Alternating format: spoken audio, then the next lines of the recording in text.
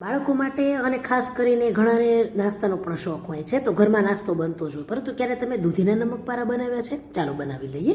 2 સૂકા લાલ મરચાં, 1 ચમચી મરી અને જીરું છે. મરચાંમાંથી 2 કાઢી લેવાના છે. પછી બધું જ આપણે ધીમા ગેસ પર શેકી લેવાનું છે. અને એ જ પેનની અંદર ગેસની ફ્લેમ બંધ રાખીને વાસણ ગરમ છે ત્યાં જ આપણે કસૂરી મેથી 2 ચમચી શેકી લેશું.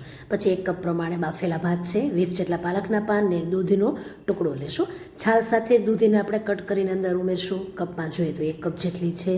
અને જો જરૂર પડે તો આપણે તેમાં 4 થી 5 ચમચી ઉમેરીને પાણી અને આ રીતે પીસી લેશું. ત્યાર પછી લેવાનો છે 1.5 કપ પ્રમાણે મેંદો અને 1/4 કપ પ્રમાણે મેં જાડી સોજીને પીસીને ઉમેરી છે.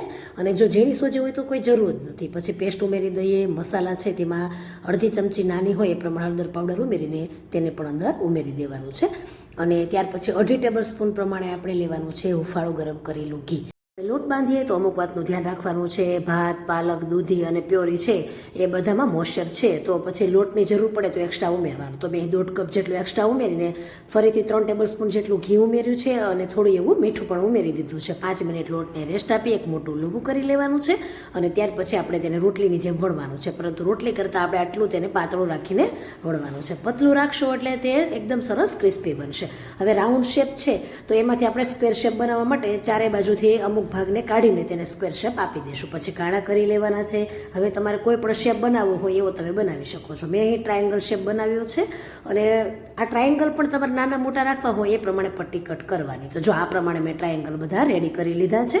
અને ત્યાર પછી અહીં મીડિયમ તેલની અંદર આપણે તેને તળવાના છે. જેવા ઉપર આવે એટલે ગેસની ફ્લેમ ધીમી કરવાની છે અને ત્યાર પછી ધીમે ધીમે તળાવવા દેશું. તેનો કલર જળવાઈ રહે એનું ખાસ ધ્યાન રાખીશું. તેને ગોલ્ડન નહીં થવા દઈએ અને ધીમે ધીમે તેનો કલર પણ જાળવીશું અને ક્રિસ્પી પણ કરી લેશું. તો એકદમ મસ્ત એવા દૂધીના અહીં નમકપારા રેડી થઈ ગયા છે. તમે ક્યારેય ન બનાવ્યા હોય તો ખાસ ટ્રાય કરજો, કેમ કે બાળકો છે ને દૂધી જેવી સબ્જી તો ખાતા જ નથી. ત્યારે જો આવો નાસ્તો આપો ને તો બહુ જ મજા પડી જાય છે અને પેકેટનો પણ ભૂલી જશે. તો જો આ રીતે પણ તેને ખાઈ શકાય છે.